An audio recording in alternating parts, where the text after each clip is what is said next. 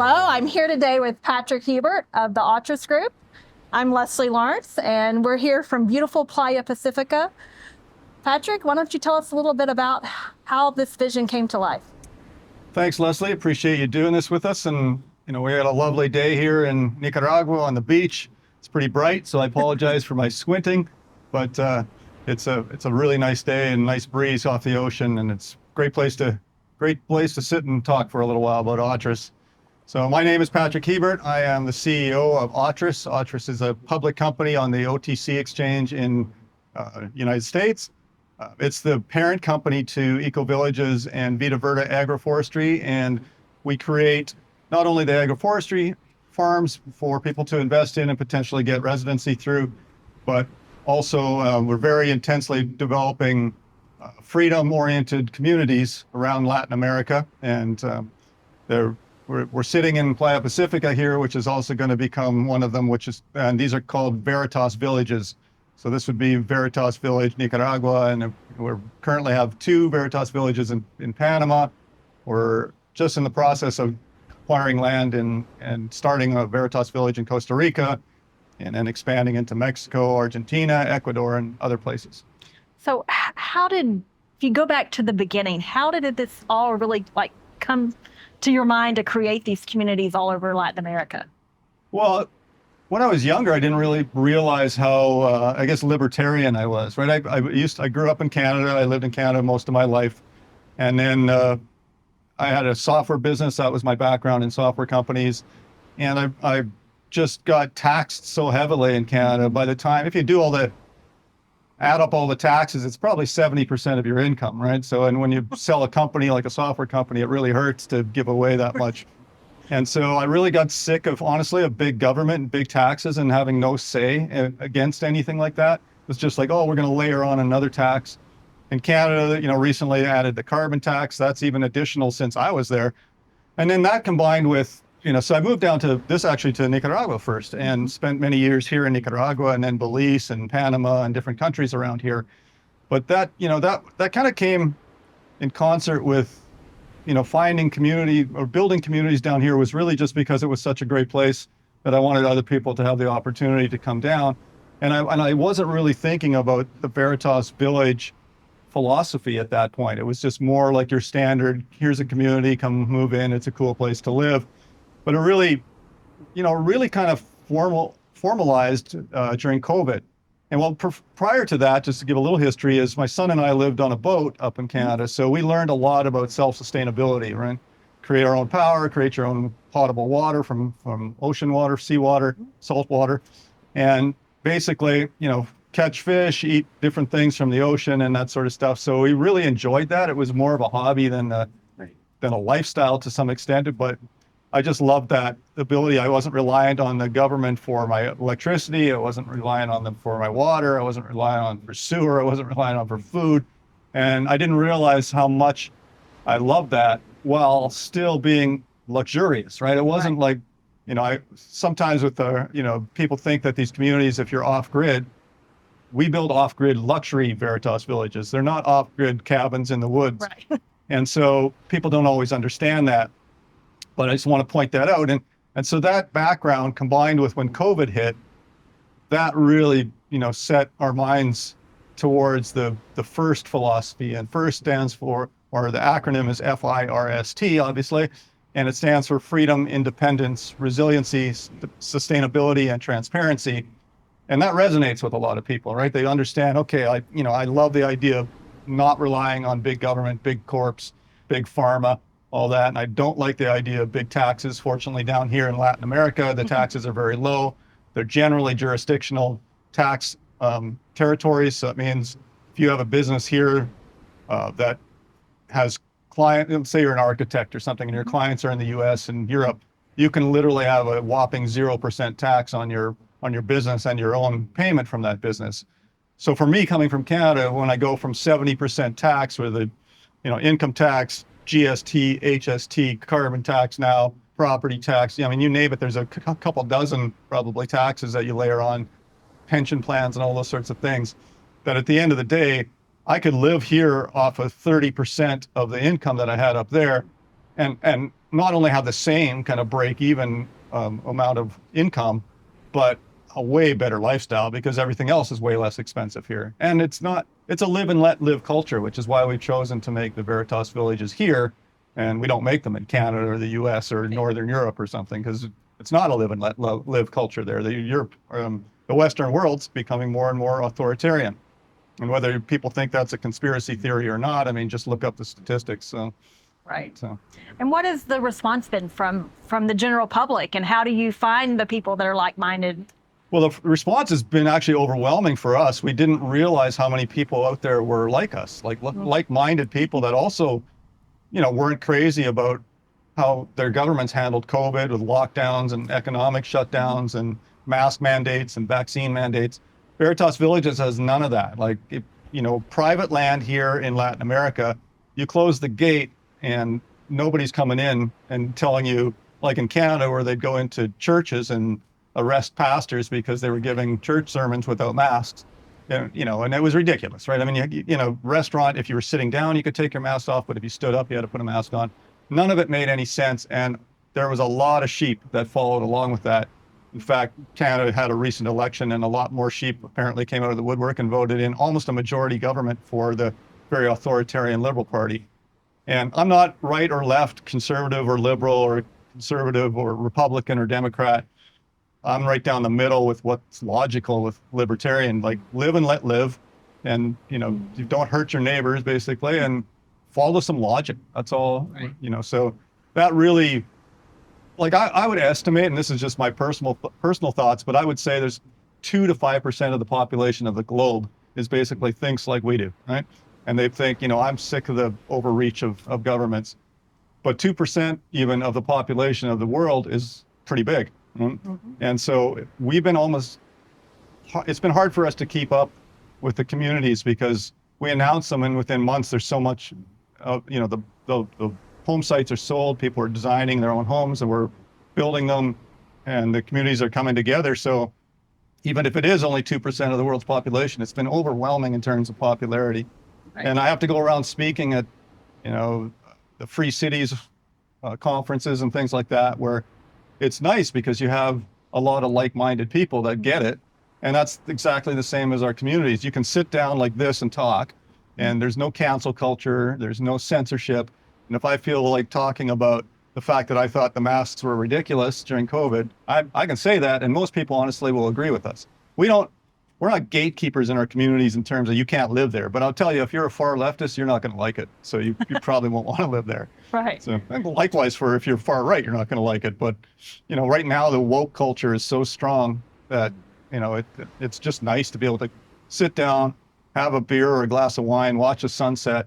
Here they have beautiful, beautiful sunsets here, and just be able to say what you want to say without feeling like, I got to watch it around my friends and family and what I said, right? Right. So. Well, I mean, this is a beautiful setting. Obviously, this is one of the homes in the Playa Pacifica community. Let's talk about the different communities and what makes them unique to the different countries. Well, the one we're in here in Nicaragua, I mean, I'm a huge fan of Nicaragua, and people sometimes still today, like, they had their basically little civil uprising in the 70s. That was actually all caused by the U.S. And if everybody wants to look at it, you can go up, look up Oliver North and Iran Contras and all that sort of stuff. And they needed to keep a war here. What I find funny is when they got busted, Oliver North, all over the news, and they realized they were funneling guns through Nicaragua to Iran because the U.S. people wouldn't accept them having guns in Iran and giving Iranians guns, which they are now fighting again in the Middle East against their own weaponry. But they used Nicaragua as a place. Well, we have a war. We have to protect our, something close to our borders. And the funny thing about it for Nicaraguans is when the U.S. got caught, they were forced to pull out by the American people, and the Nicaraguans felt that they won. So you'll still hear Nicaraguans say, we're the only country in the world that beat the Americans in a war. So I just find that interesting. Obviously, if the Americans wanted to ever win that war, they would have done it in a day. But there's always been that little bit of difference between Nicaragua and the U.S. because of that. But the Nicaraguan government and everybody here are super friendly, and they know where their bread is buttered, right? They know the tourism and the investment in homes and our agroforestry and that sort of thing is bringing a lot of money into the country, and that's very important to them. And so what I really liked about being a Nicaraguan resident at the, during COVID was they didn't do any lockdowns. They didn't do any mask mandates or vaccine mandates. And you could go, and I think you were down here at the same time. You could go to a grocery store. I mean, and it was open to the companies to make a decision. If the grocery store said, we don't want you in here if you don't wear a mask, you could choose not to go to that grocery store. You could go to one that didn't force you to do that, which is exactly the way I think it should be, right? People can decide for themselves. The government shouldn't lock that stuff down and destroy their economy.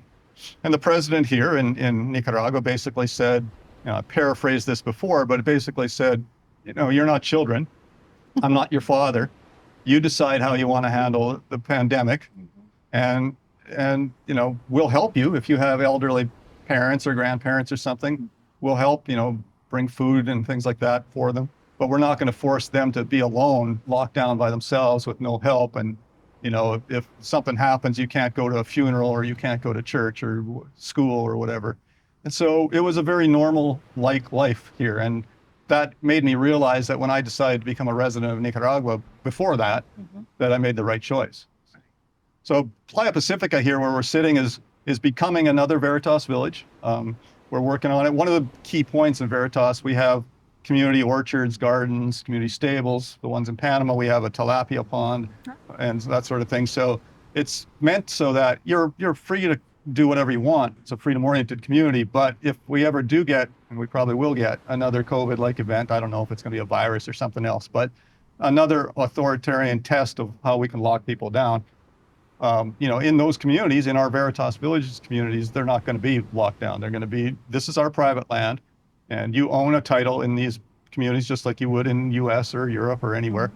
But we, as the owners of the community, are not going to just succumb to that kind of stuff. And here in Nicaragua, we wouldn't have had to anyway because the government didn't force us to.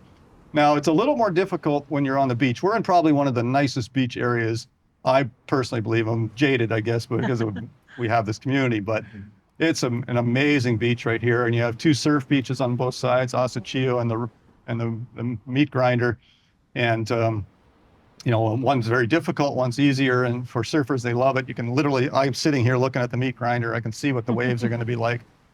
Today we have an onshore wind, so that's not great for surfers, but 300 and some days of the year it's offshore. So it's amazing for surfing, but it's just an amazing place for living too. And we have the restaurants and things close by and a little grocery store and that sort of stuff. So it's a growing community. In the overall community around us here, there's probably 300, maybe more homes already. So it's a vibrant life here. And it's just one of the most beautiful places and peaceful places around. And so to make it a Veritas Village, we bought a farm just nearby. It's a couple miles off. It's very difficult to grow things right on the beach. Right. Get a lot of salt spray. It's quite warm.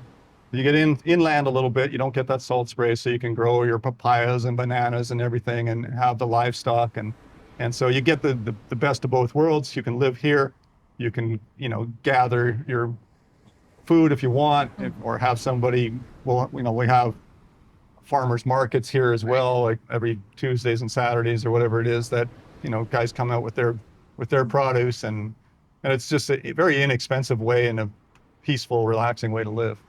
Yeah, I've seen it firsthand and how the community's changed over the years, and it's a wonderful environment. I love it so much. Well, if people are interested in this community specifically for Playa Pacifica, what's the next step? What do they do to learn more about the community, and maybe do y'all host events or have them come to visit? Yeah, I mean, we've been so busy, we haven't done a lot of kind of like hosted events lately, and we'll probably try to get that again. But if you have any interest, the easiest thing is just to send an email to info at ecovillages.life, not ecovillages.com.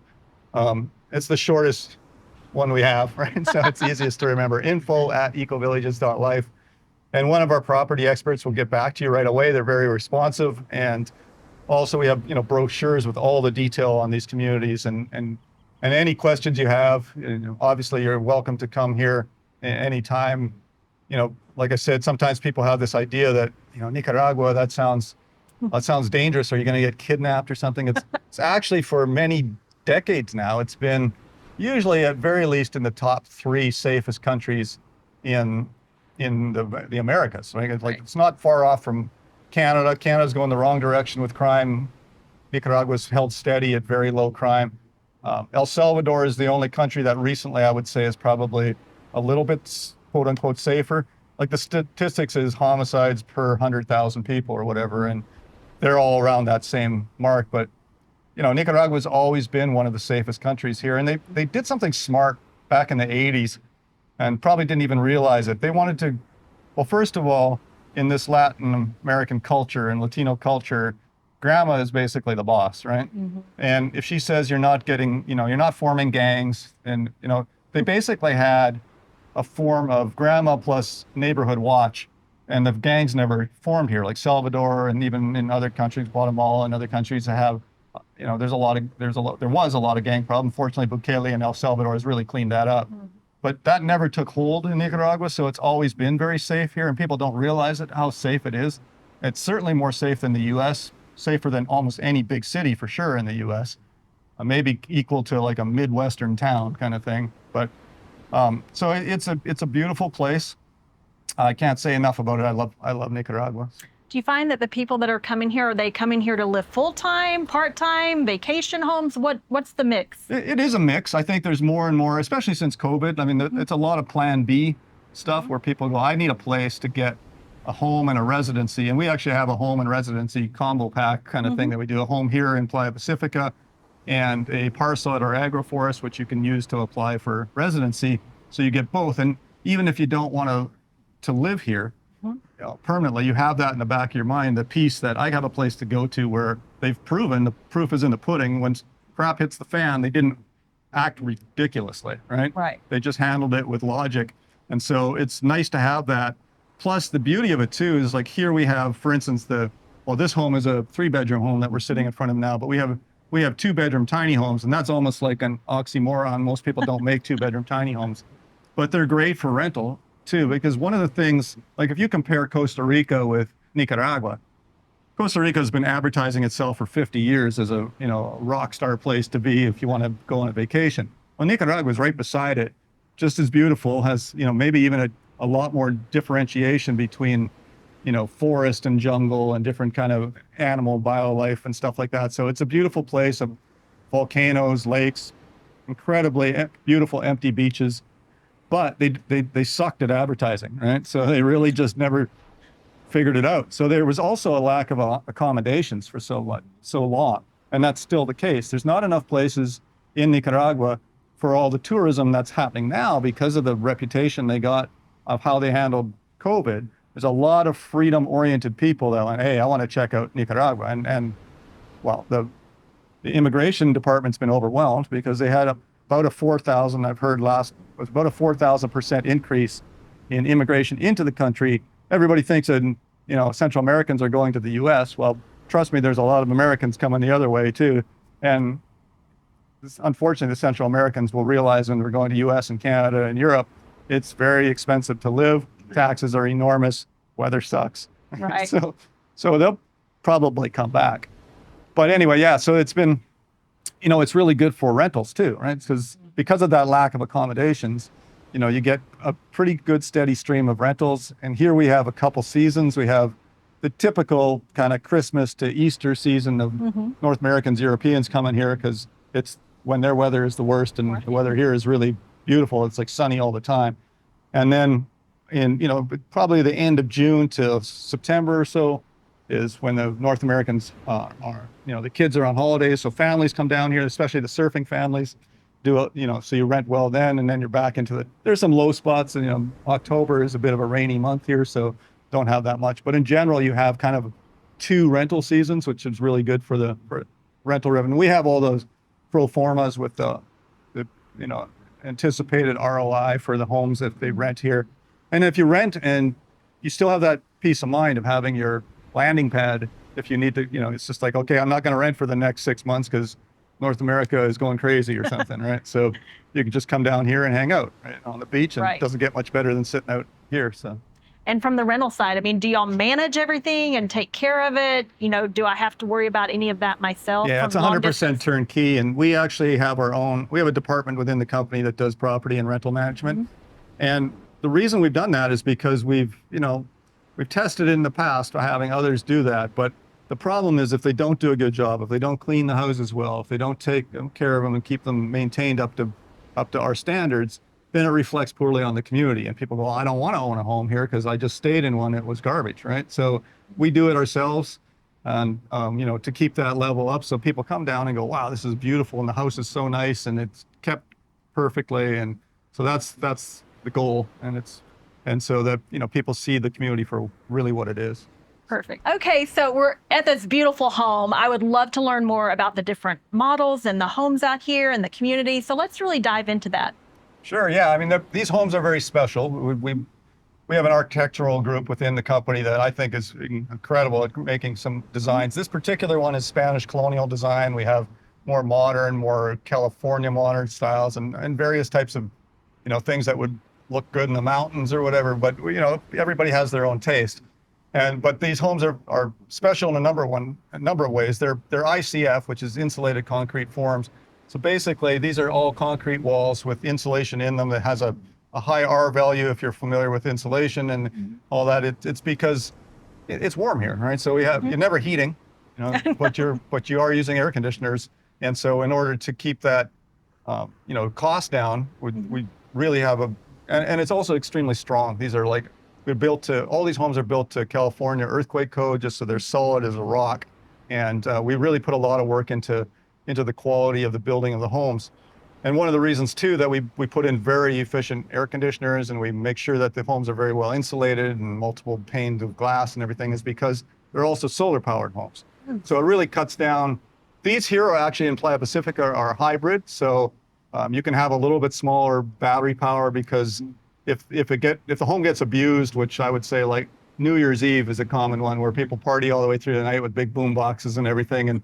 And so that takes up a fair amount of power. It can switch to the grid power and recharge the batteries from there. Normally, under normal use, they'll be using the solar panels, charging the batteries, and the batteries powering the house. Mm-hmm.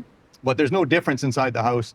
It's all inverters change everything from the panels and batteries to a regular household power. So anything you plug in works exactly the same, right? TVs and whatever. So you wouldn't never notice it, except that your power bill can be a $0 power bill, which is also important in Latin America because the cost of power down here is generally more expensive than people are used to. So It's nice to not have, and that also helps a lot on the rentals, because one of the bigger costs for rentals is always, people come in, turn everything on, and after the fact, you get your power bill and it goes like, holy smokes, those guests use a lot of power. And here it doesn't matter so much. I was just talking to one of the owners in Playa Pacifica here, and he said last month his power bill was $8, and while having rentals, right? So that's pretty good, right? So so obviously it flipped to the grid for a little bit, but not very much, right? So yeah, all our homes are built out of concrete, because in this climate, not only the UV of the sun, the ocean spray and everything, but termites and things like that. If you build a house out of wood here, it's going to be gone in a couple of years. These homes will be here 500 years from now. It'll be like Europe 500 years from now, and they're still going to be here, stone and concrete. So. And what's the long-term vision for this community? How many homes will there be? This is a relatively small community for us. It's about 68 homes, I think, in here. Okay. And there's variety of sizes. This is one of the larger 3 bedrooms. We have three different styles of 2 bedrooms and a 1 bedroom as well. So you have a choice. You can modify, sit down with our architects and say, oh, I'd like to have a custom thing here. Like, most of the homes here have outdoor showers and stuff because you're right against the beach here. But that sort of thing, you could say, oh, I'd like a jacuzzi, or I'd like add a 4th bedroom or something like that, right? So we can do all those things as well. But most people like the designs we have, and it's easiest to just kind of snap your fingers and say, I love that one. Let's build that one. Right. And what's the process like from start to finish? What are the expectations for the length of the build and that? It depends a lot on the size of the home. Obviously, a tiny home is faster.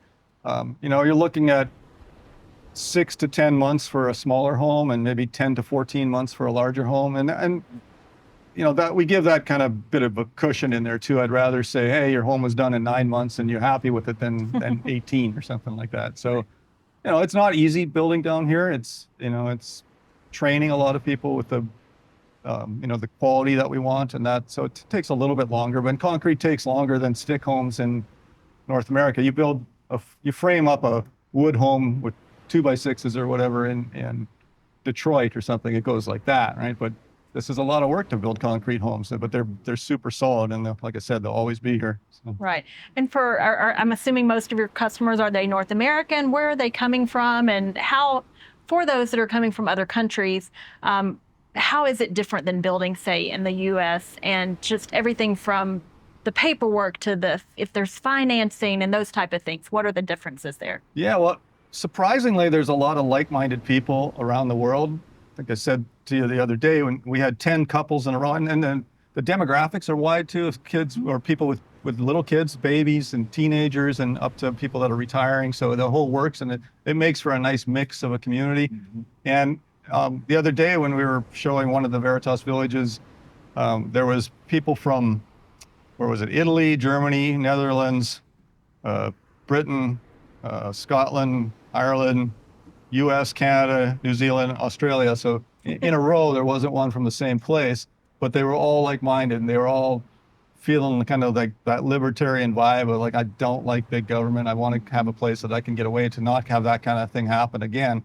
Plus, it's not just that. These are beautiful communities to live in, but there is something to be said to being like-minded. And we have the Veritas Village Club. So if you're a resident or owner in any one of them, you can go to one of the other ones and you get the perks of discounts in the restaurants and discounts in accommodations and that, and being able to use all the amenities in any one of them for free, basically, because the beauty of that is if I'm in Veritas Village here in Nicaragua and I want to go to the one in Panama or wherever, I know that it's going to be, I can sit down and I can say what I want to say, because it's going to be a lot of people that think kind of the same way, right? Right. And so that makes it nice too. It's like, I don't want to go somewhere that's got a woke vibe and I got to keep my mouth shut, right? That's the bottom line. So, You mean you don't want to start getting in these verbal fights with everybody about their viewpoints and stuff? No, it's the whole, I am very anti-woke and I'm very outspoken about it. And it's been terribly destructive. The political division in the US, as you know, you're American, right? I'm Canadian, same in Canada. Within families, within your friend group, people, unfriend you, not just on Facebook, but, unfriend you in reality too, because of what seems like a pretty logical belief. I was just talking with Andrea, my wife, earlier about, however you feel about vaccines. I'm not anti-vaxxer at all. I got all the same vaccinations that everybody else got growing up, right? And I'm sure there's great ones like polio or something that really helped the world. But you can't say on day one that, a new vaccine, mRNA vaccine, just comes out and it's safe. You just can't say that. Anybody knows that. You can't tell that.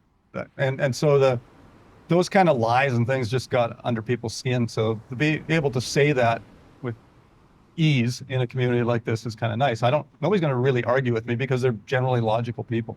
Right. So. Okay, so Patrick, if someone comes and they fall in love with this beautiful community, which would be really easy to do, are there things that would be available to purchase now, or do they start from the new build construction? Well, here in Playa Pacifica in Nicaragua, you can move into today, tomorrow, whatever.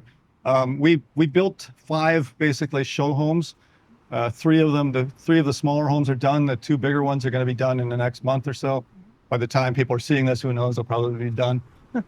But yeah, the beauty of that is you don't have to wait. You can come here, and this community in general, the surrounding, it's in a larger 2,500 acre community. So there's a lot of amenities. There's a golf course here, really large, long, challenging golf course. I'm not a very good golfer, so I don't do very well on it. But there's even Frisbee golf and tennis courts and football, like Latin American football or world football, which is soccer to me. Me too. Field and, different things like that, hiking trails, and obviously, the beaches for boogie boarding and surfing. And there's lots to do around. And so you can literally move in. There's probably, I don't know, at any, people do, there's snowbirds that, will have their home here and be here for 3 to 6 months and then go back north or something. But there's probably, I don't know, 300 or 400 people in general in the community already. So there's quite a bit of stuff and a lot of people to, you make friends instantly here. You're just like one evening sitting watching the the sunset at the restaurant or whatever by the pool there. It's beautiful, and people will start talking to you, and within a week you'll have more friends than you know what to do with, right? So Exactly. it's a great, and Nicaraguans in general are super friendly too. So you'll get to know a lot of the local people, and we're always really involved with the local communities.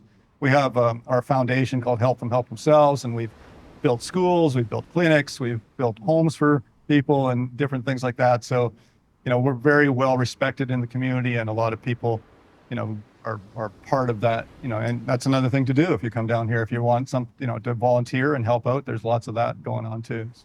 Wonderful. I love it. So Patrick, are there ways that people can get involved if they're not wanting to, say, purchase a home? Are there opportunities to invest in Autris? Yeah, Autris is a public company. It's Okay. AUTR on the OTC market, and most like E-Trade, brokers, online brokerages can invest in it. And we're basically just coming out of the gate now, so it's kind of getting in early, which I obviously as a CEO can't tell you where I think it's going to go, but Right. but I am very bullish on what we're doing. It's been super popular. So yeah, you could invest today if you want online, and or however you want to invest through your broker. And we're also going to be looking at a private placement. We want to grow the company because we're in a lucky position. There's so much demand for what we're building here, and the supply of our inventory is the issue. I mean, it's a great problem to have that you can't create these communities fast enough. So we are looking at, backing up a little bit, creating communities is not inexpensive, right? You have millions of dollars in infrastructure and amenities and building homes. And like I said, we have, 5 spec homes in the one community in here, Playa Pacifica, that we're sitting at. So, we're looking at creating a private placement option for people that want to invest more, get a bigger chunk of the company. And we really believe in what we're doing. And we see, with the way things are going around the world right now, more authoritarianism, creeping into Western governments. We're seeing a huge level of interest from people in Germany. I just did a podcast in a solely German group, super interested in it. The UK is going off the rails right now with, their kind of socialist authoritarianism under the guise of being liberal, right? And so a lot of people see through that and are looking for having a place in our kind of communities. And we really are kind of creating a new type of investment. We don't really have any competition, because people that are in that space, in that freedom-oriented mindset and sustainability, and want to take care of themselves within a community, really can see through people that fake it, right? Like, if you don't believe it, they'll see through that pretty quickly. Right. So we get copycats, people that look at us and go, "Hey, I like what Autris is doing. Let's create a community and call it freedom-oriented." And then the potential clients come and they talk to them and they realize they're full of crap. They don't really know what they're talking about. So we are building what we believe in. We're very strongly believe in it, and it resonates with a lot of people. And it's been fun. It's challenging, but I really can see us having, in the next 5 to 10 years, having many Veritas Village communities. And I think it's a great opportunity right now for people to invest in Autris. Well, let's talk about why Latin America, and what do you see that long term in this market specifically? Well, the reason we're doing it here really is the Latino culture, right? Because we don't like big government, we don't like big taxes. The countries down here have figured that out. They've, that whole been there, done that thing, right? A lot of them, I mean, you still have one or two of them. Like, you look at Venezuela, very socialist country, used to be one of the most powerful capitalist countries in the world. It has lots of oil, super, affluent country. The people were living amazingly. Their middle class was doing great. And unfortunately, they elected a socialist government, and it just went right down the tubes to the point where it's a complete disaster right now. Fortunately, countries like Nicaragua will tell you that they're a little bit socialist, but they're not. They're one of the most capitalist countries I've ever seen. We've had our businesses here for 2 decades, no issues, restaurants to communities to whatever, and never had any issues.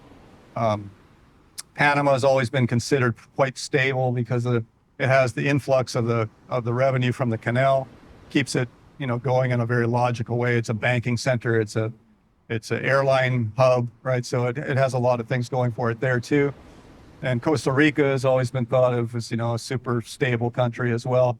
And all these countries, honestly, they're quite capitalist. They're looking for investment from outside. And, we wouldn't make one of our communities in Canada. It's going the wrong direction. And I don't want to pretend to have a freedom-oriented community inside a country that will just walk in whenever they want. That's not the culture here. Like if we shut the gate in, Veritas Village, the government's not coming in. It's like, oh, there's a bunch of expats living in there. They can do what they want to do, right? And so that makes it very safe from our standpoint. And I've been down here as residents of different countries down here for a couple decades. And so I know what I'm talking about. It's like, I feel, my wife and I were just in Europe too. And I love Spain, but we were very uncomfortable in Spain. We had basically, almost got pickpocketed twice. And so I just had my hand on my wallet and my phone all the time, walking down the street or in the airport or whatever. It was annoying. And then when we came home and we landed in Panama, I was just like a sense of relief. It's like, oh, I'm glad to be back in Latin America where I don't have to watch, whether my phone's going to be taken out of my pocket.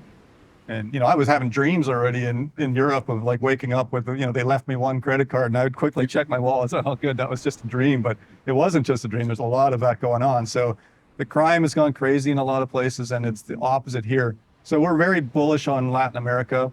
We're bullish, especially on countries, like here in Nicaragua that proved they didn't do lockdowns and all that. Milei is the president in Argentina. We're very bullish on doing like a vineyard version of Veritas Village there. Ultimately, El Salvador, I'm a big Bitcoin fan. Our communities are very focused on Bitcoin. We actually keep 20%-ish of our corporate assets, cash assets in Bitcoin. I really don't see the long-term viability of a lot of the fiat currencies out there, including the US dollar. So, I think we've got everything positioned very well at Autris for the future. And so I suspect, we'll see a very successful company out of this. And it's just taken us a while to become public. We acquired basically what was a shelf company, pushed out their assets and pulled our assets into it, and are just starting to kind of talk about it now. And so to me, getting in early on something like that is a great opportunity for people. Wonderful. And you talked about Bitcoin. So do you actually accept Bitcoin as payment? Exactly. In all of our communities, you can pay for your house and property with Bitcoin. Mm-hmm. We do things, I'm a huge blockchain Bitcoin fan. Like I said, our company not only keeps a lot of its funds in Bitcoin, but you can buy your home in Bitcoin. But in Veritas Villages, any commercial businesses also have to accept Bitcoin. So we don't have a lot of rules. We're a freedom-oriented company or community, but that is one of the rules that we have, is like we want to promote, a blockchain-oriented, for all the reasons I could go into, for why I believe in the blockchain.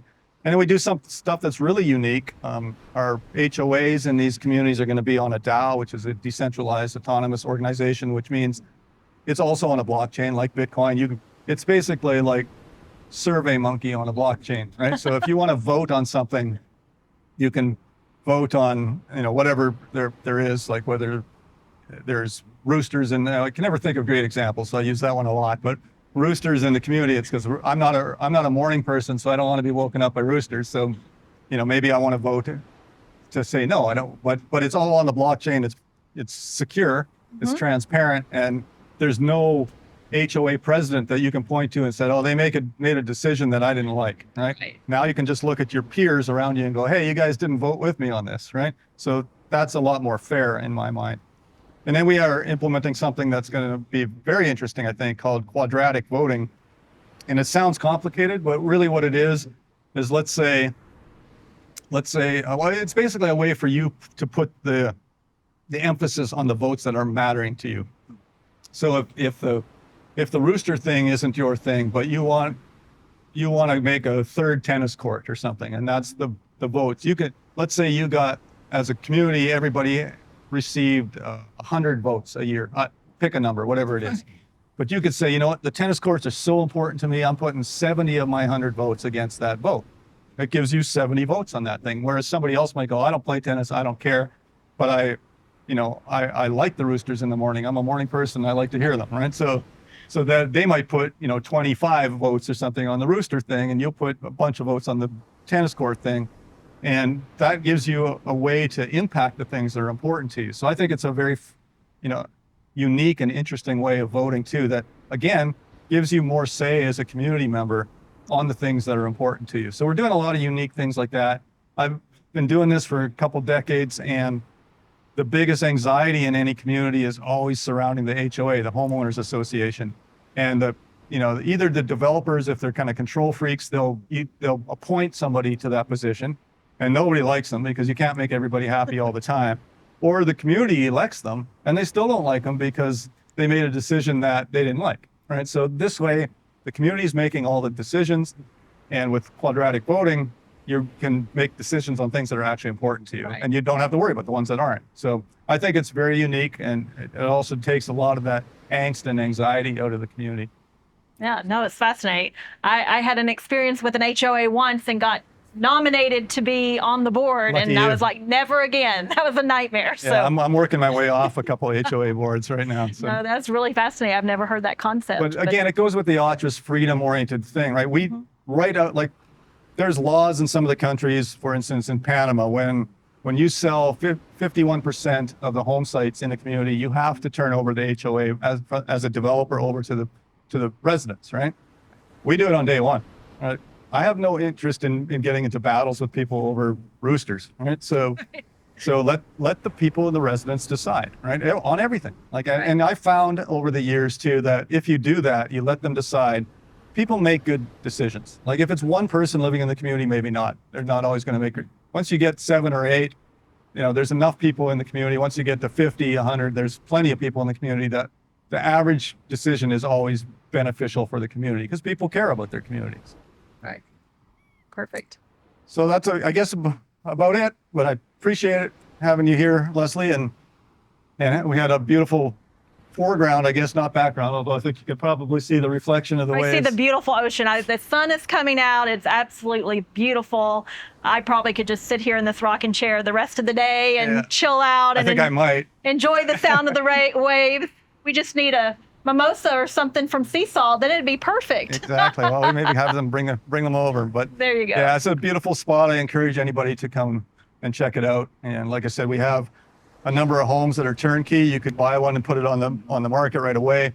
I think I mentioned it earlier. We have a combo package where it's a bit of a discount if you buy a home here and a agroforestry, a teak and avocado agroforestry parcel, which is a very good investment on its own. It has a huge payback, but it also is something that you can use to apply for residency in the country. So.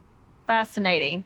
Okay, well, I've enjoyed this so much and learning more about Autris and the different communities. So thank you for sharing all of the wonderful information with me. Thank you, Leslie. Thanks, everybody. Appreciate it. Thanks.